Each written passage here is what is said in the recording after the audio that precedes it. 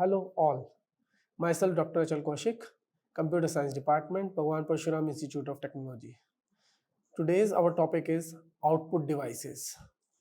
As in the previous video, we have discussed about various types of input devices. Now as we know, input and output devices actually allows the computer system to interact with the outside world. Where input devices, we have discussed that they allow user to bring data to the system, and then the output devices are those who send data out of the system. Now in this particular video, we are going to discuss about various types of output devices. And first of the output devices which generally we are using that are for the purpose of getting information being processed by the system is monitor.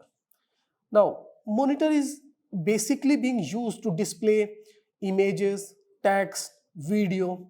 Not only that, this is being used for various purposes. If we are going to play some game over the computer, then its visuals would be there on our screen.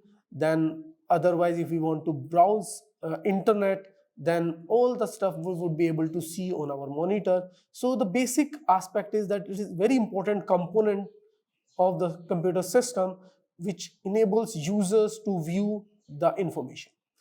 Now it generally being used and referred as video display terminal or video display unit.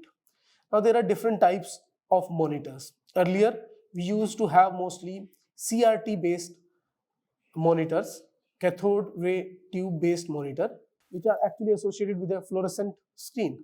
Now in those monitors, basically an electron beam is being used that move across the screen and hitting the phosphorus dots inside the glass tube. Now the basic idea there is that these electric guns, basically of three colors, green, red and blue, are being striking on the phosphorus screen, and it will glow with certain intensity for short duration of time. Now these intensities, because they live for very short duration, so for that purpose CRT must be refreshed, and this refreshing part, that is updating it, is actually being taken care by its video card. Now that means the refresh rate of the video card is actually going to set the view. If that is not very high, then in that case we come across with a lot many flickers onto our screen. That means the overall view of the screen would not be that smooth. But nowadays that has been changed, and we mostly deal with LCD based flat panel displays.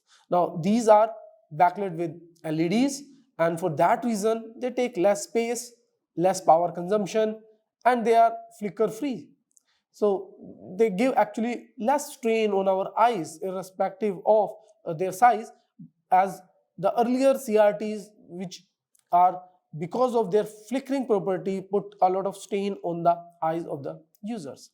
Now in current systems of monitors, LCD based, they have very high resolution and they emit less radiation.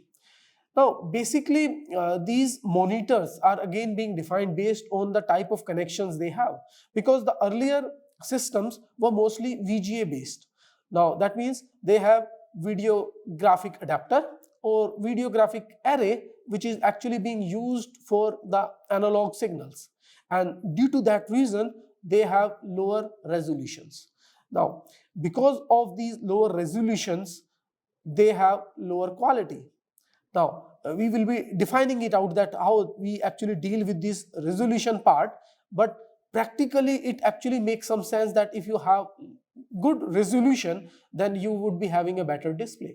Now because due to their analog signal property, their quality is low on the display of the screen, and still they are being used for the purpose of connecting a computer to a monitor or projector or TV. Most of the earlier systems using these kind of adapters. Now thereafter it was actually being changed, and the DVI, that is digital visual interfaces, are started being used. Now they are the video display interface where different support were there for these DVIs, like we have DVI A, which is purely for the analog purposes, then we have DVI D, which is taking care of the digital one, and then we have the DVI I, which look after both digital and analog signals. Then thereafter it came HDMI. Now HDMI cables or HDMI interface, which actually refer as high definition multimedia interface, is actually replaced the three composite audio video cables. Yellow, red and white are the three cables which earlier systems using for displaying the audio and video, where the yellow cable is actually being used for the video purposes and red and white cable is being used for audio purposes, for right side and left side.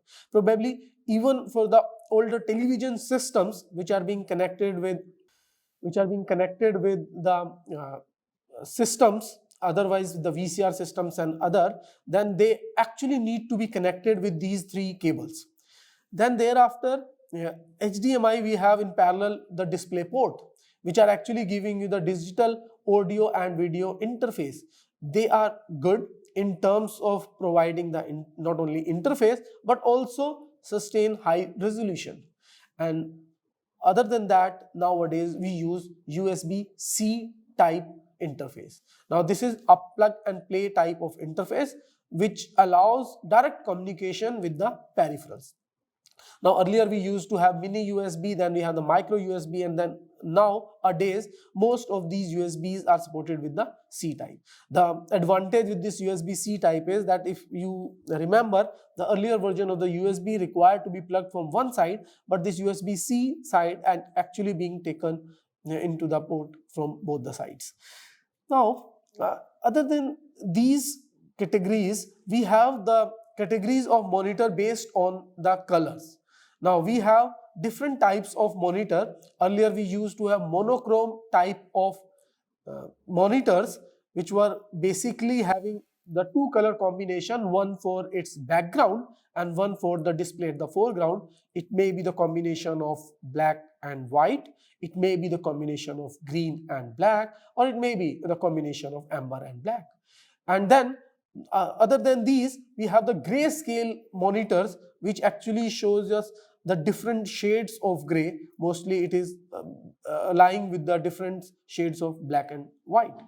Then we have the color monitors. Now these color monitors are output with many colors. Mostly they are also referred as RGB monitors. So nowadays most of these monitors we are coming across are our color monitors. Then we have the monitors based on the signal. As what we have discussed earlier, we used to have the analog monitors where they are using the CRT technology, cathode ray tube technology, and works like the TV screen. So there we had the issue in terms of its resolution and also the refresh rate. And now we have the digital monitors which receives digital signals and they offer better resolution. Now based on size also we have the categorization of monitors.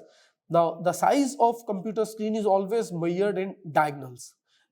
That means we are going to cross across the diagonal of any monitor screen to say that what is the size of the monitor, and that is being recorded in inches. That means we are measuring the distance from one corner to the opposite corner diagonally and will be able to find it out what is the size of monitor.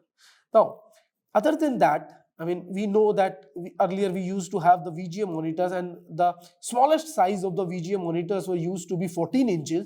There we have thereafter 15 inches, 17 inches, 19 inches, 21 inches, and now we have even up to 27 inches of the monitor size that are available for the computing purposes. And in fact, we have more visibility in terms of even using the any TV for the purpose of monitor by connecting with the system, and that size could go in hundreds of inches, 108 inches or so. So these are more advancement that actually took place in terms of the size of the monitors.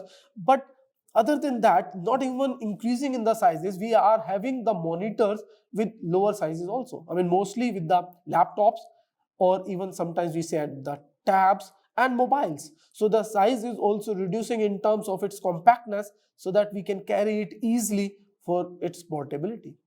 Then we have the monitor on the basis of resolution. Now this is very important concept in terms of finding it out that how good our monitor view is. Now the resolution of monitor is actually being termed in terms of pixels per inch.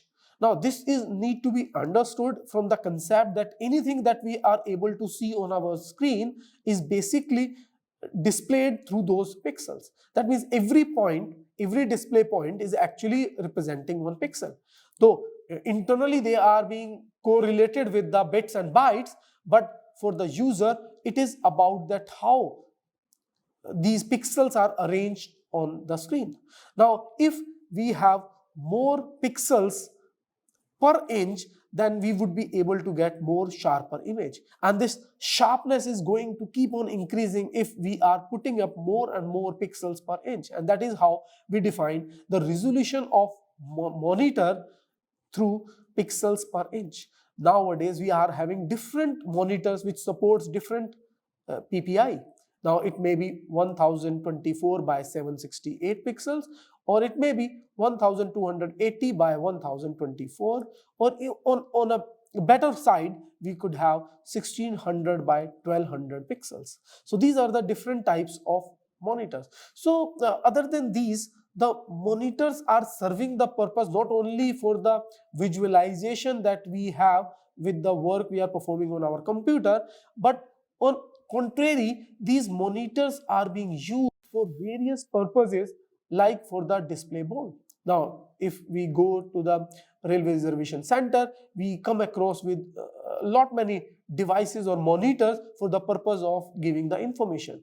That is true for maybe we are going at the airport, or even they are the signage boards which are being used with these monitors for the same purpose.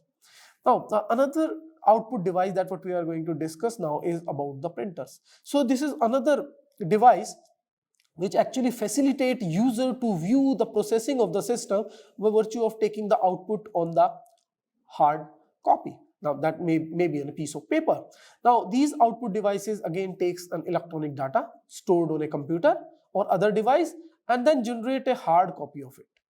Now basically they are being used for printing text, printing photos of different qualities. Now based on the different technologies, based on the speed of those printers, based on the quality, we can actually categorize printers into different types.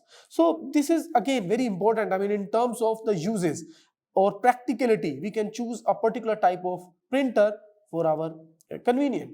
Now if we just look at the based on technology, so it actually categorizes either a printer is an impact printer or it is a non-impact printer. Now impact printer is basically like typewriters. Now where the printing mechanism is a hammer strikes the paper through ink ribbon. Now there are different types of impact printers in the market, but the whole idea behind them is that there is some hammer which is striking on a paper through the ink ribbon. They are mostly noisy, right? And their speed is also relatively on a lower side in comparison to the non-impact printers. Now once we talk about the non-impact printers, they sometimes use some chemicals, or they are heat based, or they are electrical signal and induce symbols on the paper. Now on the other side, we can categorize the printer based on their speed, that how many characters they are printing at a particular point of time. So they are divided like character printers, where the character printers prints only one character at a time. For example, we have the daisy wheel printer, or we have a dot matrix printer. So both of these types of printers are actually printing character by character.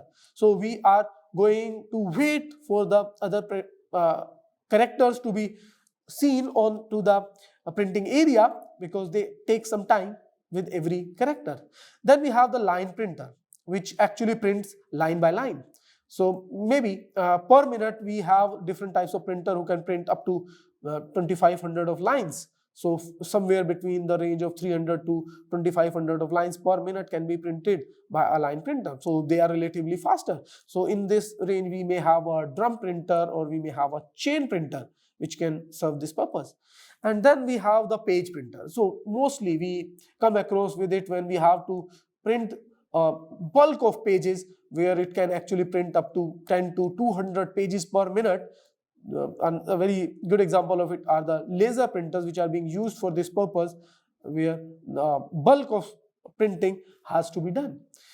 Now, since these printers are categorized based on these different things, now let me discuss few of these printers and their technology which is being used. So first let me discuss about the dot matrix printer.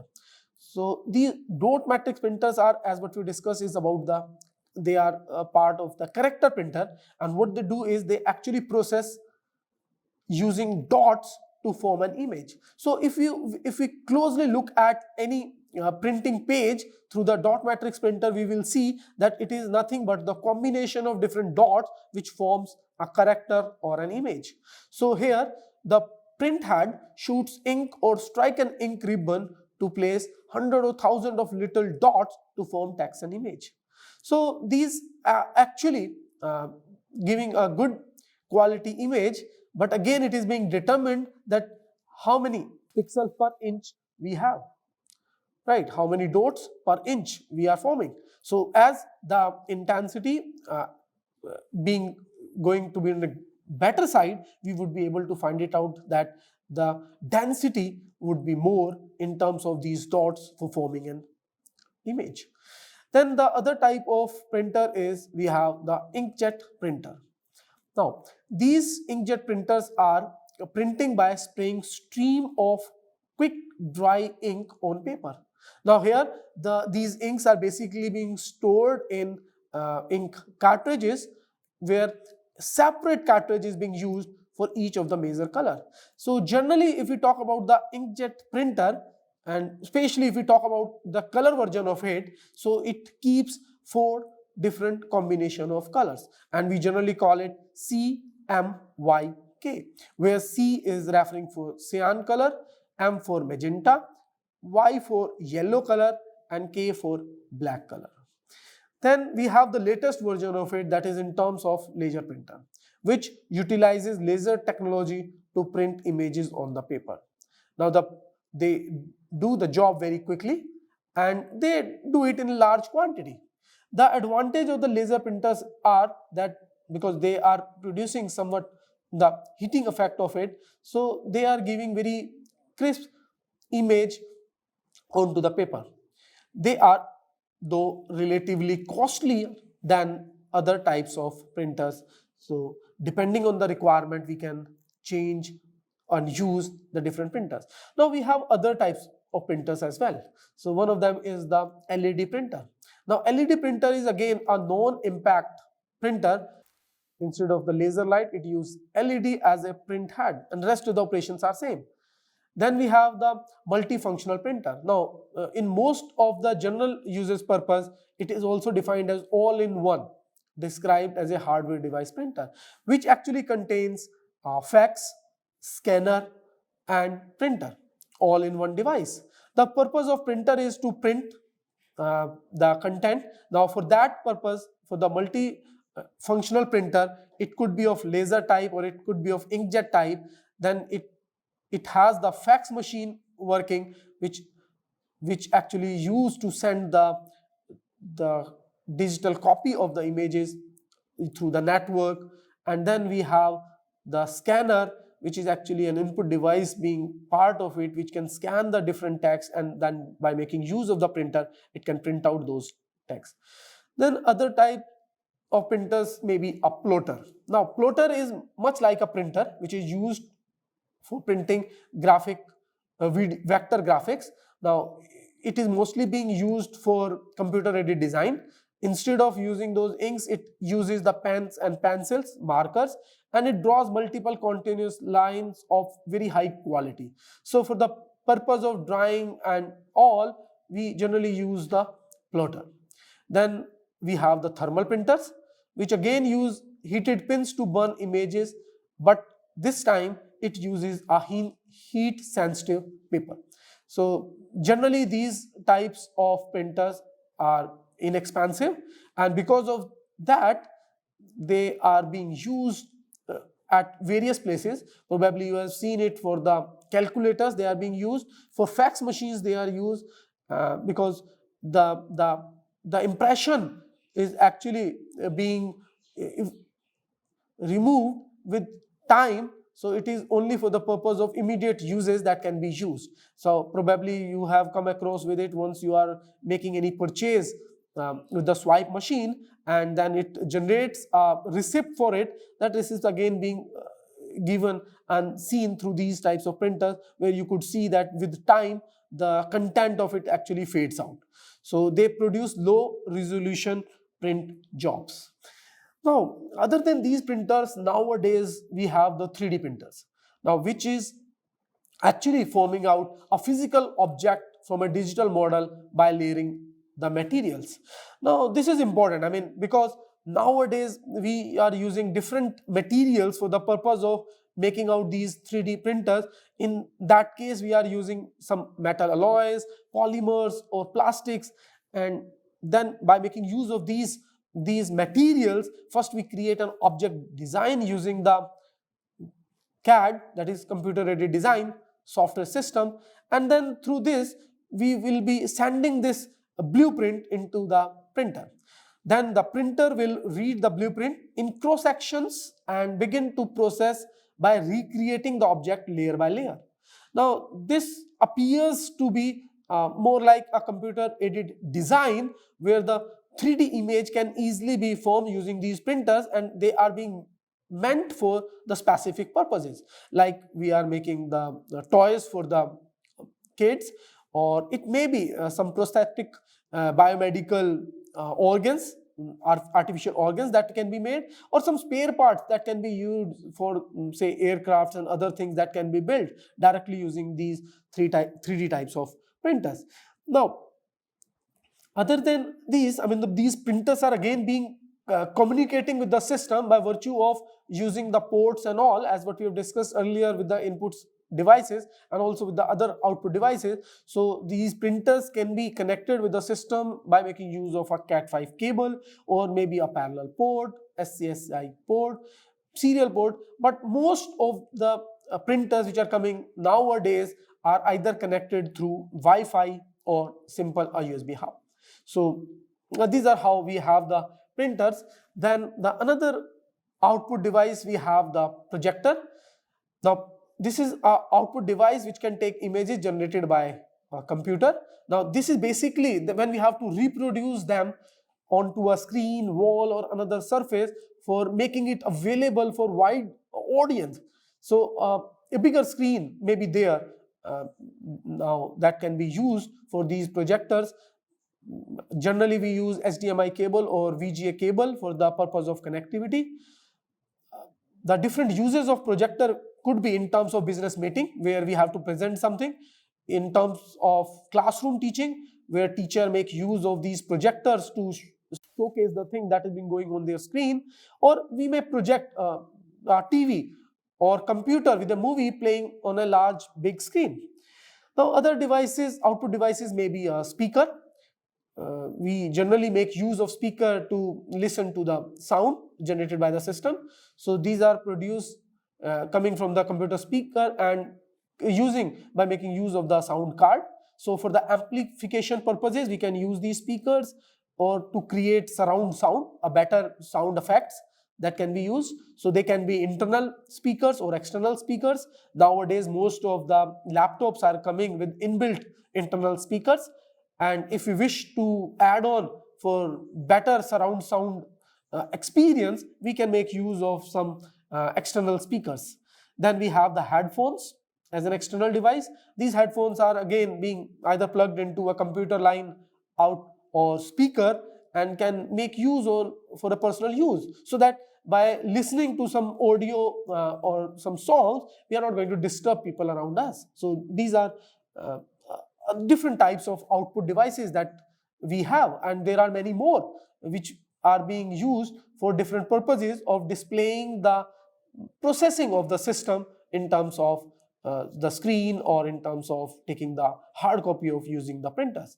We have already discussed few of the IO devices in the earlier video, which are serving purpose of both input and output, like floppy disk, hard disk, modem, network card, and USB flash drives, etc. Now, if we just try to what we have discussed so far in our earlier videos. So we have discussed that a particular computer system can be formed of the three main components, starting with the CPU, then we have the memory, and then we have these input-output devices. So for any user, if they wish to make use of their own system, either they purchase on the shelf or they can assemble their system on their own. So they should know the different configuration that are available or that would be easily being used to make a formidable system for the general purpose uses. So if we just look at the desktop configuration of any system, so nowadays if we talk about an operating system, so it is Windows 10 if we are using the Windows machine, and if we are using the Mac OS, then it's version 10.13 is prevalent nowadays. If we are talking about Linux version, then there are different free versions being available which can be used. Then we have the processor capability. Nowadays we are with Intel Core i9, or if we are using AMD version, then Ryzen 9 is being used. The processor speed is as high as up to 3.6 gigahertz with octa cores. Now if you are talking about RAM, it can go up to 64 GB and that to DDR4 RAM. With the RAM bus speed, it can be up to 3200 megahertz. Now the important component in terms of the cache memory, it is up to 16 megabytes that is available on board on the system. Then we have the graphics memory that can go up to 10 to 11 GB, which is dedicated being used for the gaming purposes or high-end drawing purposes. Then we have different types of storage devices, maybe a simple hard disk, the magnetic one, that goes up to 4 terabyte. But on contrary, we have a better option in terms of SSD device, solid state device, that also available with up to 1 terabyte of space, though they are relatively very costly in comparison to the magnetic disk, but they are more robust.